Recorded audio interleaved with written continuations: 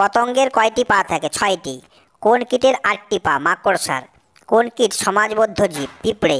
মৌমাছির বাসাকে কি বলে? এতে কি থাকে? মৌচাক। এতে মধু থাকে। কোন পতঙ্গ কলেরা রোগ ছড়ায়? মাছি।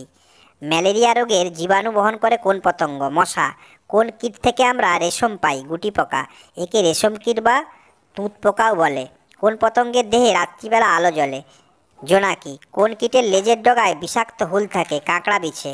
কোন কীটকে কৃষকের বন্ধু বলে? কেঁচোকে। সবথেকে বড় পাখির নাম কি? উট পাখি। সবথেকে ছোট পাখির নাম কি? হামিংবার্ড।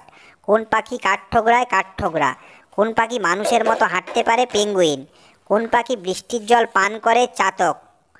কোন পাখির ডিম আমরা খাই? হাঁস মুরগি। কোন পাখি মেঘ দেখলে পেখম মেলে নাচে? ময়ূর। দেখতে পাখির মতো কিন্তু পাখি নয়, তার নাম কি? বাদুড়। ভারতের জাতীয় পাখির নাম কি? ময়ূর। ঝাড়ুদার পাখি কাকে বলে? কাককে। বসন্তের দূত কাকে বলে? কোকিলকে।